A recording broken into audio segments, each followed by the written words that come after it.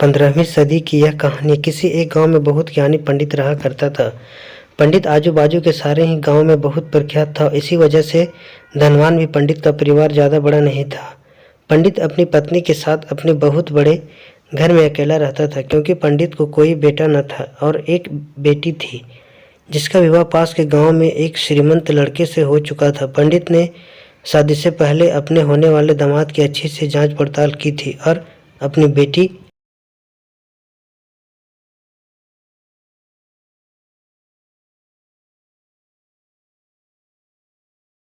का भविष्य ठीक से पढ़ा था। जब जाकर उसने बेटी की शादी की थी तभी, लेकिन चंद सालों में ही पंडित का दामाद बुरी आदतों के चंगुल में फंस गया। जुआ और शराब की बुरी लत उन्हें लग गई। अपने बेटी की ऐसी दुर्दशा देखकर पंडित की पत्नी काफ़ी दुखी होती थी और अक्सर पंडित को कहा करती थी कि तुम जाकर उनकी मदद कराओ। पंडित हमेशा अपनी बीवी को यह कहकर उनकी मदद करने के लिए मना कर देता था कि अभी कुछ समय उनका बुरा वक्त चल रहा है।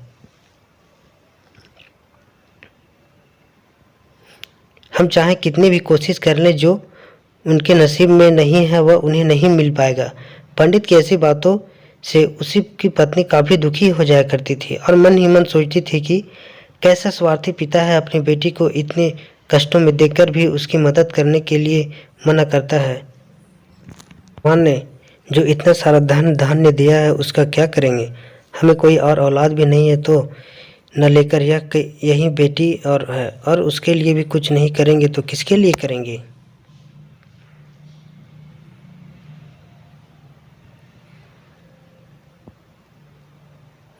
पंडित ऐसा नहीं सोचता था। ऐसा नहीं है कि पंडित अपनी पुत्री से प्रेम नहीं करता था, लेकिन उसने अपनी पुत्री की कुंडली इतने अच्छे से पढ़ी थी कि और वह यह पहले से ही जानता था कि वह चाहे कितने भी लड़के से शादी करती, लेकिन उसके जीवन में यह समय आने वाला ही था और बिना इसे भुगते उसके छुटकारा नहीं मिलने वाला था। एक दिन खाने पीने के लिए भी मोहताज हो चुके पंडित ने बेटी और दामाद उसके घर पर आ गए। पंडित ने उसके बीवी को दोनों का खूब आदर सत्कार किया।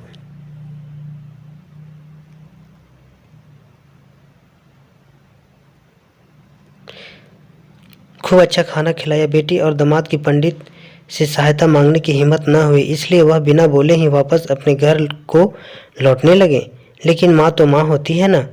पंडितान से रहा नहीं गया और बिना पंडित की इजाज़त से उनके चोरी छुपे बूंदी के लड्डू बनाकर उसके सोने के सिक्के रख दिए और बेटी और दामाद को दे दिए, ताकि बेटी और दामाद की कुछ आर्थिक सहायता हो सके। पंडितान यह भी जान गई थी कि बेटी और दामाद शर्म के मारे उनसे मदद नहीं मांगेंगे।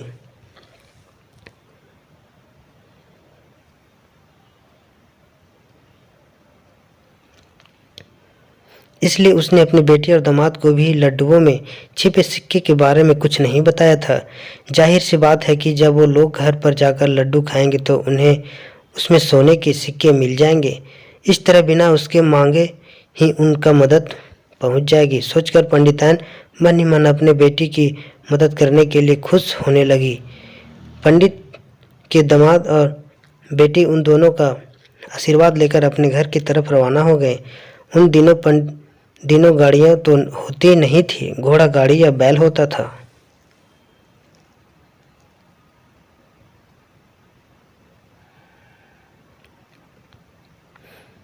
पैसे ना होते तो और चीज़ों की लेन देन से भी व्यवहार होता था। बेटी और दामाद का गांव पंडित के घर से कोसों दूर था, फिर भी पैसों की कमी के चलते वह चलकर अपने गांव की तरफ निकल पड़े। थोड़ी दूर ही चलने थे, लेकिन पंडित की बेटी के पैर में मोच आ गई और अब उसने चलना भी मुश्किल हो गया था। पंडित के दामाद ने जब देखा कि उसकी बीवी अब बिल्कुल चलने में सक्षम नहीं है, तो उसने एक टांगा अपने घर तक किराए पर ले लिया। दोनों पति पत्नी टांगे में बैठकर घर तक आए।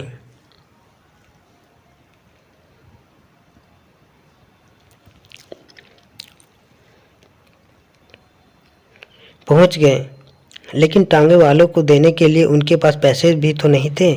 इसलिए पंडितान ने जो बूंदी के लड्डू उन्हें दिए थे वही किराए के तौर पर उस टांगे वाले को दे दिया। टांगे वाला बूंदी के लड्डू को लेकर वहाँ से चल गया। टांगे वाला अपने घर की तरफ जा रहा था, तब उसे एक हलवाई की दुकान दिखी। उसने सोचा कि थोड़े से बूंदी के लड्डुओं से मेरे घर के लोगों का पेट थोड़ी भरने वाला है। इससे अच्छा मैं इन बूंदी के लड्डुओं को बेचकर उससे कुछ चावल खरीद लेता हूँ। टांगे वाले ने खरीद लिया, हलवाई को बेच दिया। जिस गांव में वह हलवाई रहता था, उसी गांव में एक आदमी ने अपने घर पर पूजा रखी थी और उसकी पंडित को उस पूजा के लिए बुलवाया था। पूजा में लगने वाले प्रसाद के लिए उस आदमी ने उसी हलवाई से बूंदी के लड्डू लिए जहाँ पर उस टांगे वाले ने बेचे थे। हलवाई ने भी उस आदमी को टांगे वाले ने खरीदे हुए लड्डू की पहले दिए ताकि वह खराब ना हो जाए, इसलिए क्योंकि वह नहीं जानता था कि लड्डू कब बने हैं। पूजा खत्म होते पर दक्षिण और बूंदी के लड्डू लेकर जब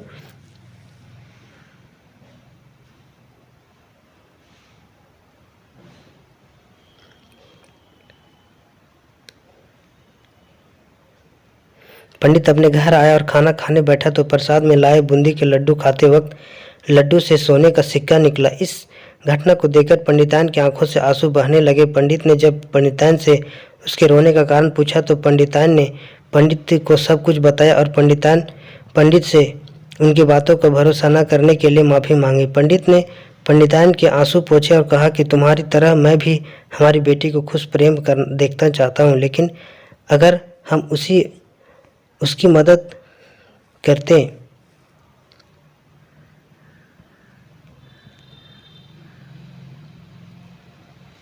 हैं तो दामाद हमें हमेशा ऐसी ही मदद की अपेक्षा रखेगा और अपनी बुरी आदतों को कभी नहीं छोड़ेगा।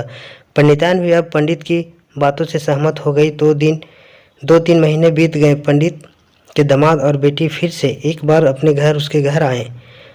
उसकी परिस्थिति पहले से कुछ बेहतर थी, क्योंकि पिछली बार खाली हाथ जाने के बाद दामाद ने नया काम शुरू किया था और अपनी सारी बुरी आदतों को छोड़ दी थी। दोस्तों, नसीब का लिखा नहीं बदलता। यह कहानी आपको कैसी लगी? क्या आप भी नसीब पर भरोसा करते हैं या फिर उनका लोगों में से हैं जो अपना नसीब खुद अपने हाथों में लिखना चाहते हैं? तो दोस्तों, मेरे चैनल पे बने रहने के लिए धन्यवाद।